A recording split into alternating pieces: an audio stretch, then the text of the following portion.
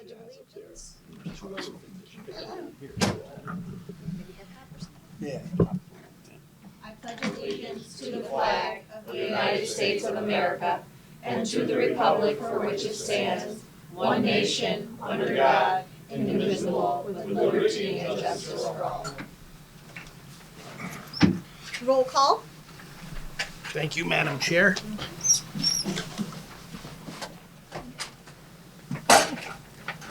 Gotta get up to the big table here.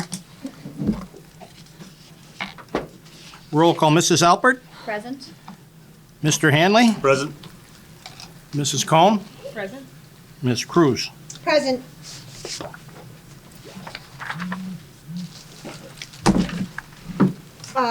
Executive session?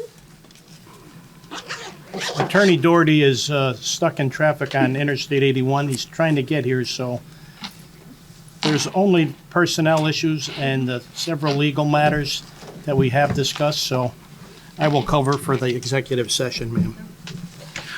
Approval of the minutes of the regular meeting held on November 3rd, 2025. So moved. Second. On the motion, Mrs. Alpert, Yes. Mr. Hanley, Yes. Mrs. Cohen, Yes. Ms. Cruz. Yes. Thank you.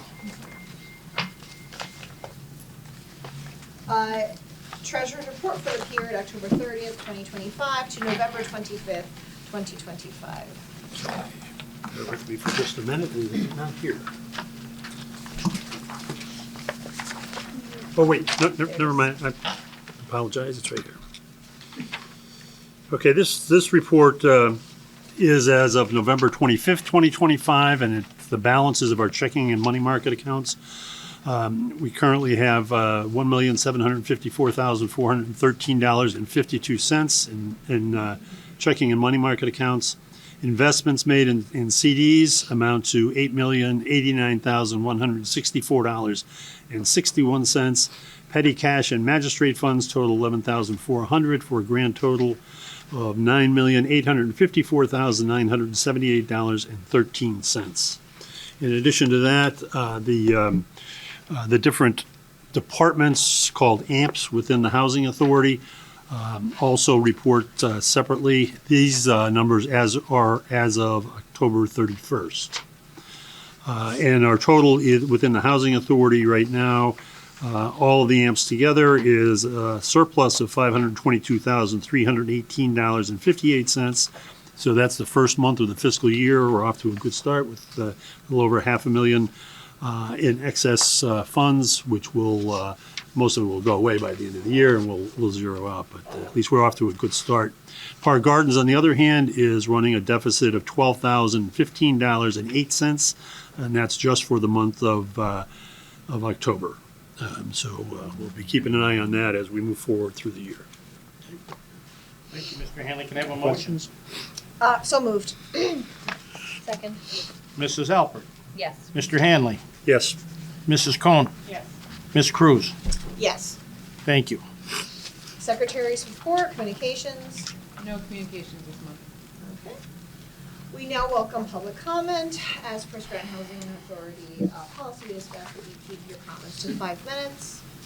On the list tonight is Mr. Rick Little.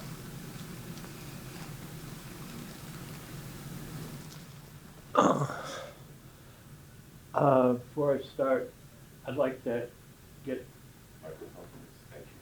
to get these to the what do you call it? Board of Commissioners. One for everybody here? I only got 5. Yeah. That's all. I get. The board will be happy to look at this. We'll put the rest in the database.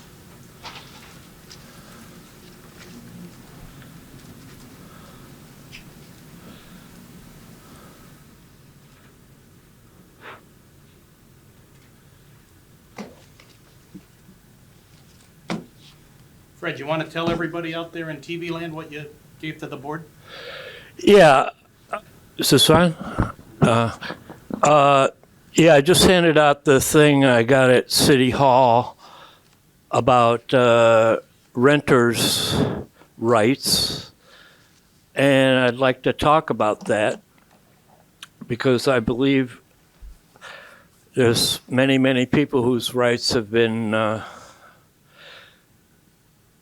flagrantly taken away, specifically the elderly and disabled.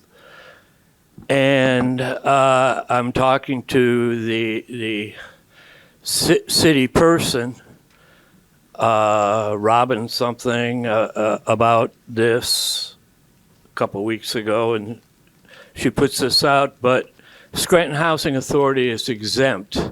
And what's important here is people are still being evicted. I can tell that by your magistrate money to evict people. I have a friend whose mom lives in Washington West, and she's receiving eviction notices because she totally lives on Social Security, and the money comes in late, and the SHA lease says you will pay your rent on the first of the month, and SHA has a hardcore policy. When they go to court, and there's certainly a lot wrong with the courts, because they know all the people that come from SHA to evict all the people, and this is just wrong in our democracy. I see a two-tier thing here happening here at Scranton Housing Authority, where the board of commissioners, who you people here are appointed by the mayor to Scranton Housing Authority. Then you come here and you have another vote of who's running Scranton Housing Authority, which has always been hard to figure out, especially in times of crisis, where the end of it is you're homeless, and the judges just keep going along with it, making people homeless. I mean, this is like a death sentence for a lot of people. If the community wanted to see these homeless, they could probably, the news could send a crew down to the kitchen down there on Penn Avenue, and like I've been to there many times, many people lived here and they're gone, and this old lady receives it, and I've noticed over the many years, having lived in Scranton Housing Authority for 14 and a half years myself in the elderly building, that it's around Christmas, Thanksgiving, that all these legal notices go out. These people have no way to understand this. Adding to it is the Area Agency on Aging. There's laws called Aging in Place, and the American Elderly Act or something, which was made in 1965, the same time as Medicaid and Medicare was done. But the area agency, there's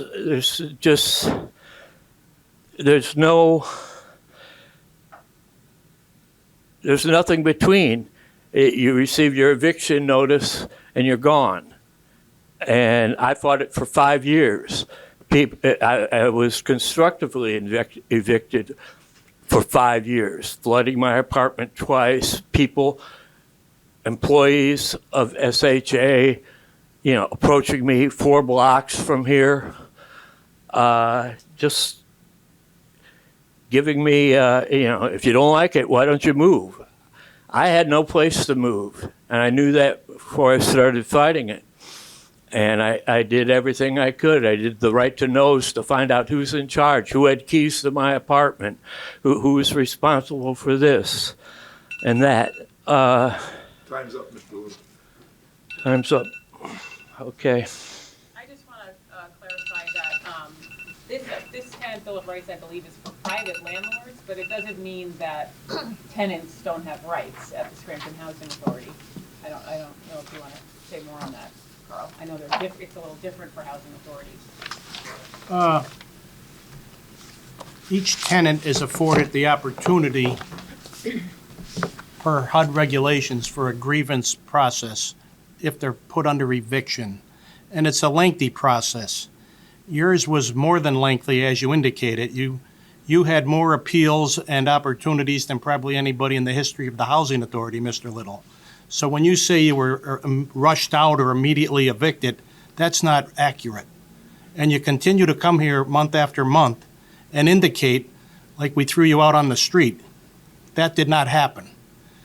I'm not finished yet. You took months upon months, year upon year, and you would not take the advice of anyone. You could still be our tenant if you had listened in the beginning, but you did not. As for the rest of the tenants, there's a process. Most people ask for the hearing, and they go through the process. We are required to do that by law, and that's what we follow for each and every tenant. So for you to say otherwise is just not accurate. May I respond? You certainly can. I was not given, it's clearly written in the CFR laws about housing authorities that you should get a grievance hearing and everything before you are taken to the courts. I certainly did that. I did it because I was in the same position as this old lady in Washington West. You receive rent charges that are, they charging me for an air conditioner and all these little things. And this was right before COVID.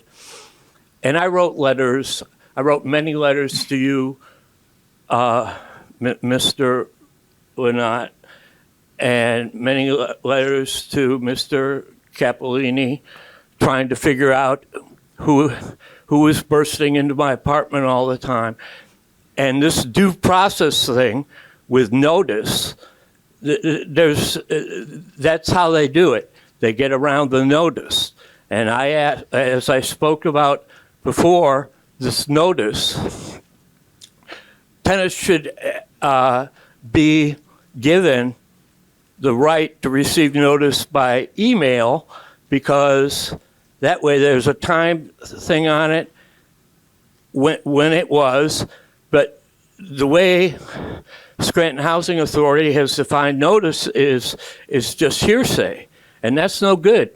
That's no good once you get to court. And I got to court, and they said, "Oh, Mr. Little, you refused to go to the informal hearing and the formal hearing," and then I'd be in court, and the prosecutor contracted from the county says to me one thing, and then he goes in front of the judge trying to make me out that I'm just a troublemaker, that I'm refusing to do it, to follow the rules. But I was certainly trying to follow the rules, and this thing of notice is an important thing. Now, the paper I gave you, it has words like reasonable access, but on my Scranton Housing Authority lease, it's 48 hours. The actual word is 2 days, which is 48 hours notice. But that people would just come into my apartment all the time, and there'd be fire alarms going off every week, and countless other things that I call constructive eviction, when people have absolutely no other place to go once they're evicted, and that's just wrong. And there's a difference here, because you are appointed by the city and then you have an election, and the only person in the election is Mr. Carl Lynott. And it seems like the whole thing is being run on two separate levels. I noticed last week that the what you've been calling the delinquents wasn't reported in your registered meeting. So I surmise that things are being moved around where you have an executive session where you're doing that. But this is Scranton, and it's Scranton Housing Authority. And I have looked in, there was a Scranton Housing Authority before 1939 when it became incorporated. It was a good thing run by good people to take care of the elderly. The building 420 Adams was built for the elderly. It was built with federal and state money. And somewhere along the line, they're just filling up the building. There has to be a record keeping that people can see of what apartments are for these poor people, elderly people, disabled people, and what are being given out as a private landlord. SHA is the landlord. Mr. Little, if I can yes. address that as you're proceeding on in your discussion. The federal government determined who was eligible for public housing. And that's how it was not converted, but adapted to elderly and disabled. Disabled is very broad and encompassing. Yes. Okay? You keep going on with your personal issue, but you keep neglecting to indicate your failure to pay rent for almost 5 years. Okay? You weren't rushed out. You had all the due process that was afforded to you and that you were eligible for. Okay? You come every month with this same argument, but you fail to indicate your failure to pay any rent for an extended period of time. Okay? That's Not the okay. bottom line here. Not okay. That's completely wrong, No, what you're saying. we'll discuss that at another time, but that, No, I'd like to discuss it on No, the we can't- record sometime, or find somebody It I is at the can courthouse. discuss it on the I record will say, I with. don't think it's appropriate to discuss either. it's on record at the past- courthouse, Madam yeah, Chair. It's on past- record at the courthouse. I don't think it's to discuss a prior or current tenants. Well, So just to follow up on Yeah, that was Ms. the main Cohen's thing, yeah. question, so this is written by the city of Scranton, but the housing authority, because we're under HUD regulations, ours are actually stronger than this? Much stricter, yes. Yeah. Much stricter. So the Bill of Rights here is not as strict as the one that we That's- use that's because of correct. HUD Maybe at a regulations. future That's all. meeting, we could print out what those rights are and have them available. Or if you already have them somewhere hanging up in our location, Sure. we can make sure that that's available, yeah. if I may say one more thing, the Bill of Rights is written into the 1951 Landlord-Tenant Act, which all judges are supposed to go under, and It's been updated quite a bit since 1951. pardon me? It's been updated quite a bit since 1951.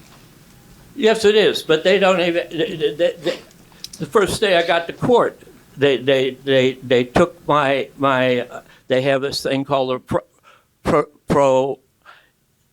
they take your money supposedly for the rent, and the first day, Mr.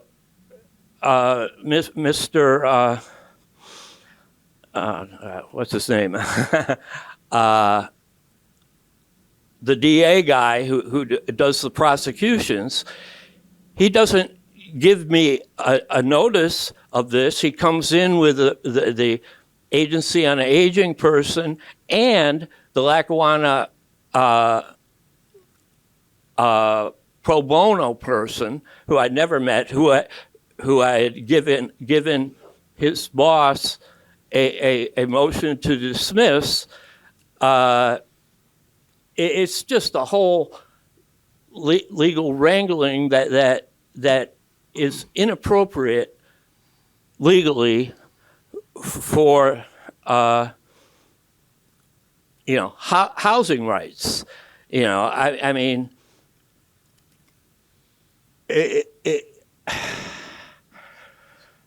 all right. There's a notice downstairs on the window that says that the 5-year plan of Scranton Housing Authority is at the library. I've been going to the library every day. I went there today. I asked Martina. No. She called numerous times to Scranton Housing Authority here, and it's not there. It's not there. There was a pre-one many months ago that I looked over and read, but there's just no, there has to be more transparency. There has to be, people have to know, because there's a lot of people living in here paying what they call the market rate rent, poor people, but not poor enough to be totally on Social Security or SSI or the things. And the way they build it up is, these buildings are just welfare things. And there's 2,500 beds here, and there's 26 beds only in a Scranton thing. And there's a contract with Lackawanna County for basic living expenses. But if there's no housing, if you don't get your federal housing subsidy, you're basically being booted out of the county. And that's what happened to lots and lots of people. So there has to be, Scranton has to get back to the moral standards of what this Scranton Housing Authority is and how it works. And I've studied for many years the CFR, and I can see all the chinks in the armor, the tricks they play to evict people. And, you didn't pay on the first of the month. Well, my federal thing doesn't come in. And also, like when I came in, they know exactly how much money I get through my bank, People's Bank. Lots of people are like that. And then all of a sudden, because of another legal thing, you didn't pay on the first of the month, you're a delinquent. Mr. Little, your 5 minutes are as a person. Okay, you're timing me here, but I'm going to send emails. I'd like to talk to you. I have to get to the bottom of this. I gave you, and I believe each one of my colleagues gave you our email addresses last month. Yes. And they're on the website, so you're free to email us at any time. Yes, I'm going to send you. I'd like to talk to you by phone or in person, where I can present the things I don't have time to present here in the 5 minutes I can speak here. But I think it's all important for the survival of the entire place, especially with these data centers coming. Thank you. Thank you, Mr. Little. Chairman's report. I will probably speak more on this at our next meeting in the new year. But last month I was afforded the privilege to attend a housing conference in New York City, and I learned so much and connected with individuals from other housing authorities across the country, and I was very happy to do it. And I want to thank Mr. Lina and Mr. Capelloni for their support of me in that, but I will speak more in depth on that next month. For now, I will just say I wish everyone a Merry Christmas, to all who celebrate, as well as Happy Hanukkah and Happy Kwanzaa. Next up, Executive Director Report. Thank you, Madam Chair. The utility report, this month, we're missing the water report. Hasn't gotten in yet, but for the month of November, the total as of now is $110,825.74. October's was $282,378.80. We'll incorporate that figure into next month's utility report. On the delinquencies for November, there were a total of 397 delinquent accounts at a total cost of $314,095.74, as opposed to October's 377 at $289,765.80, and September's was 360 delinquents at a total of $249,390.55. The construction report, as of 11/24/25, site work for Building 13 and 14, K&R Construction has completed the work at both buildings at Valley View. We're currently moving in tenants into the new buildings. SHA is awaiting applications for payment and payrolls to be sent in. Building 12 is going to be inspected for occupancy soon, and the contractors have started and completed most of the work, including thin brick installation at 100%, drywall, spackle, and sanding at 95% complete. Painting is 90% complete. Cove base is 100% complete. Stair treads are 100% complete. Installation of trim, windowsills, and shelving is 100% complete. Back porch columns have been painted. The column caps and bases are 100% complete. Concrete sidewalks are 100% complete. Handrails are 98% complete. Window caulking is 90% complete. Downspout painting is 50% complete. The HVAC construction, the control panel is installed and 95% complete. Startup and geothermal water flows need to be completed. Plumbing contractor is 100% complete, awaiting the final cleaning. Electrical construction, the installation of receptacles, switches, and plates is 100% complete. We should be moving new tenants in early January in Building 12 to go along with the move-ins at 13 and 14. So everything is proceeding rather nicely at all three units. How many buildings are left after that? 4? 5. We're going to go back down the hill, 8, 7, 6, 5, and 4, but we're beginning work on 8 in the new year. Riverside Siding and Gutters, their current contractors are finishing up the second building at Riverside. Work is progressing to the next building. Finally, Madam Chair, the apartment report for November 2025.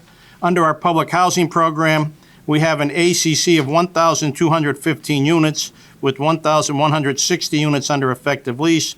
There are 55 vacant apartments, in which 27 vacant units are under modernization, vacant and approved by HUD.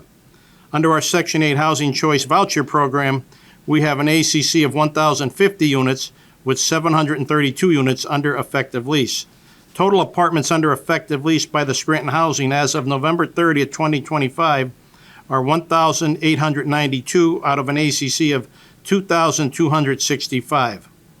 At Park Gardens, the total apartments under effective lease are 158 out of 166 apartments. That concludes the Executive Director Do you report. have the delinquencies for Park Gardens? I don't have it, but Can we have that going forward? sure, Thanks. sure. Solicitor report? Again, Attorney Doherty's en route, I hope, but there are several legal matters pending, and if he does arrive, we can discuss them briefly, but I will leave that at that point because he's much more familiar with those matters, so Unfinished business? none. Nothing. Under new business, resolution number 26-5, approval for the establishment of a checking account for the capital fund program.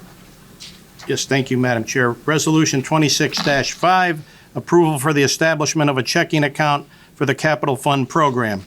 Whereas the Scranton Housing Authority applied for the Capital Fund Program under the United States Department of Housing and Urban Development and received funds from said program, PA 01 PA 003501-25. And whereas the Scranton Housing Authority must establish a checking account for said program, and Now therefore be it resolved that the Board of Commissioners of the Scranton Housing Authority hereby approves the execution of all required documents to establish a checking account for said program at People's Security and Trust, 150 North Washington Avenue, Scranton, Pennsylvania, 18503. Can I have a motion? A question. So at the end of this project, so this is for specific projects? This is for the whole upcoming year. This is for the 25 capital fund program. This is- Spending 24 capital money now. And that's in its own account? It's in its own account, so Yes. every time we run out of the previous fund's money, we have to open a new account for the new fund. Right. Which we probably need to start using in February, so we're just getting a jump on it. So my Okay. question is, the one for 24, that will be closed out then? Yes. So that'll be. That'll be emptied out. Close that one. And this isn't earmarked for anything specific yet, but new construction or rehabilitation will be part of it, so, So it's basically all the capital that Yes. we're gonna do in 2025. right. May I have a motion? So moved. Thank you. Second, Mrs. Alpert, Yes. Mr. Hanley. Yes. Mrs. Cohen, Yes. Ms. Cruz. yes. Thank you very much. Nothing under personnel? May I, Oh, one sorry. second. I was informed today that a former, recently retired employee, Michael Palmatessa, passed away. He worked at Valley View for a number of years. He was a great employee and a really, really good carpenter, and he gave us many years of great service here. So Mike loved his trips to Italy and also down to the shore with his wife. And on behalf of all of us here at Scranton Housing Authority, I just want to extend our deepest sympathies to his wife and his entire family. How long have you been retired?